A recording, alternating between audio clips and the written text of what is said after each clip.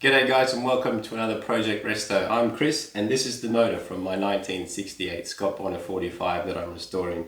Thanks to everyone who's been following along on the channel, and those of you that have subscribed, thanks so much. And if you're considering it, please do like and subscribe so you can see how this project finishes up, and it really does help out the channel.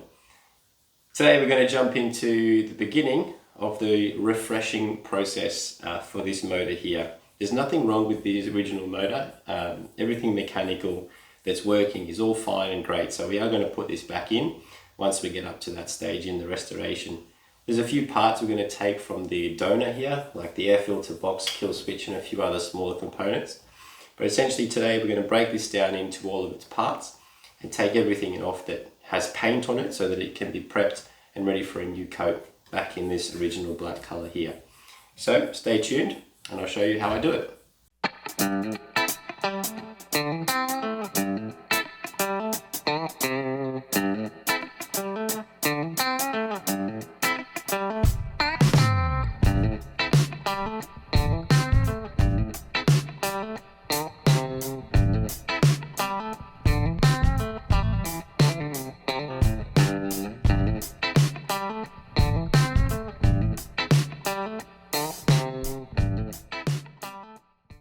Right, so there we go. These are the components I'm going to be painting black. This is the air filter box from the donor motor. Really nice to see that original air filter sticker in there, and then how to care for the air filter. But this box, or the bottom part of the filter, is absolutely perfect. There are no holes or cracks or any rust in this one. So this is why we're going to keep this unit.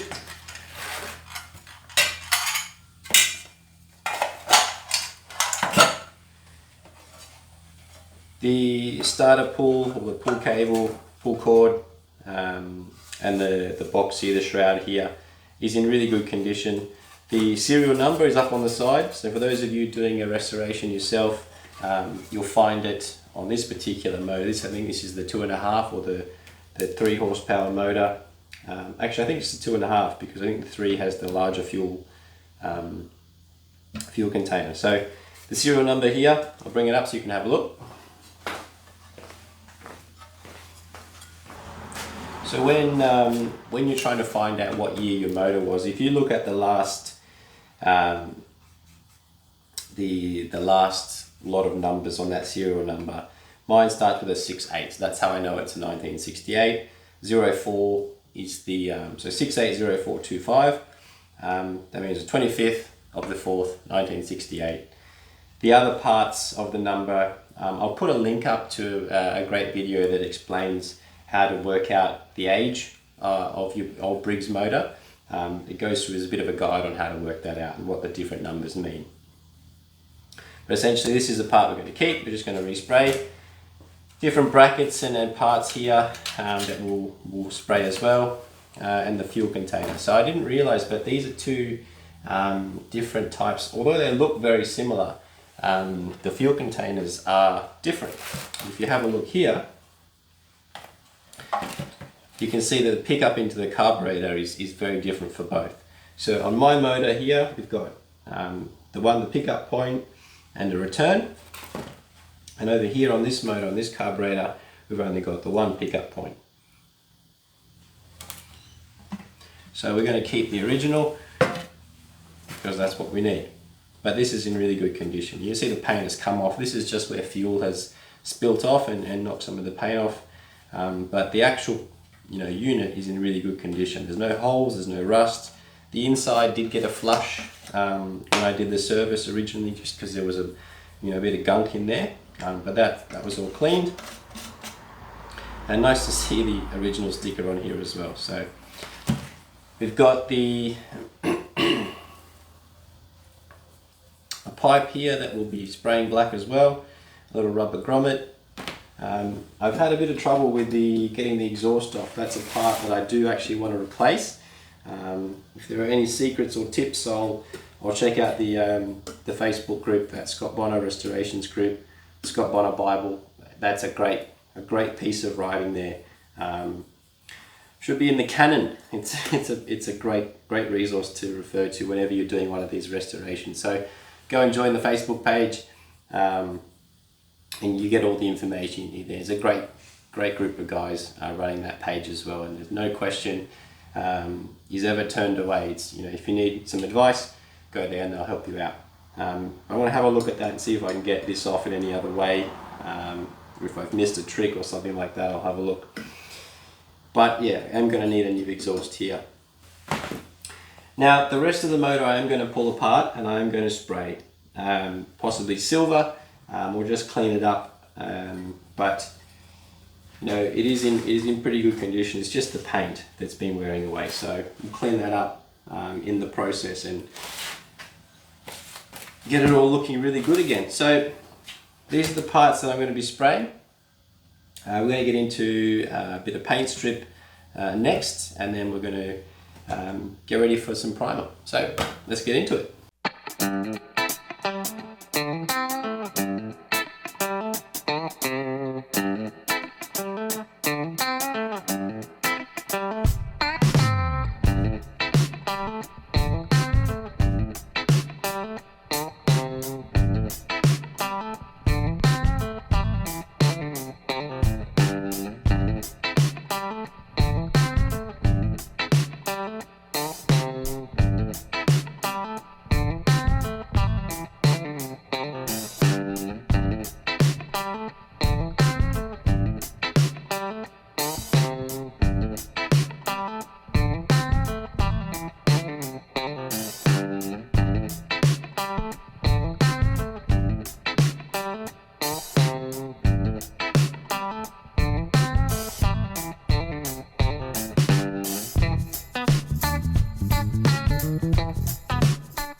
Okay, so here we are. These are all the parts. They've had a really good clean.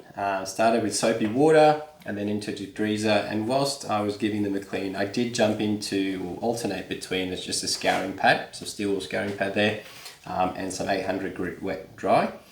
Just because I wanted to see what the surface was like underneath that paint, and the best way to do that is obviously to get down as close as you can to bare metal, feel it, feel for any bumps, nicks and imperfections. I do want the paint job to be good.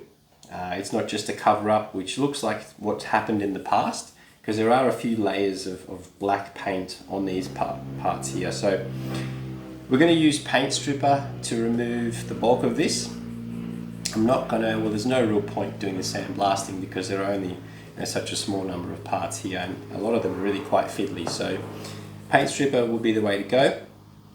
Now whilst I was doing that clean, I had the bolts and nuts and everything I took off as well, just sitting in white vinegar. There's nothing else added to that, but you can see it is starting to bubble and do its magic. And that was, like I've showed in another video before, an alternate way of rust removal. But they'll go through the same process of paint stripper because those bolts were black. We want to paint them again. So let's get into it.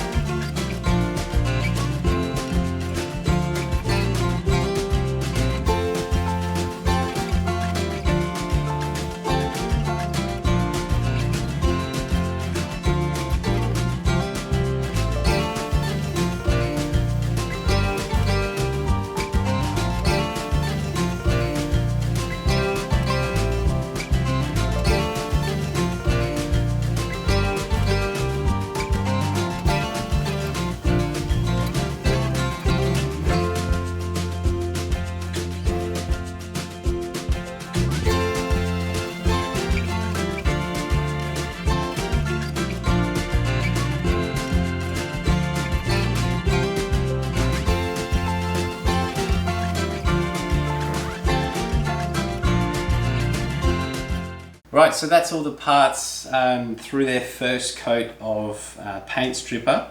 That stuff is really corrosive. Make sure you're wearing gloves when you're doing it because it'll start to burn your skin. But yeah, they need to go into a wash now. They've just been wiped down, so I'm going to wash them so that I cancel that reaction out. And I do need to do another coat on the top side of that fuel tank, but overall pretty happy with the way they've turned out. You can see where some surface corrosion has gotten in underneath that layer of paint, but that's something we can fix pretty easily. So from here, the next stage is going to be a second coat for the parts that need it of the paint stripper there, like the little kill switch, the fuel tank and a few other bits.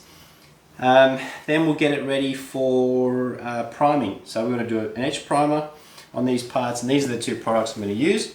So we've got an engine enamel primer and engine enamel gloss, so black gloss here. And also while that was happening, I did get a chance to put the first coat of satin black on the rear rollers and the weight in that rear roller as well. So I will show you that in another video, but for now, thanks for watching another Project Resto, and we'll catch you in the next one.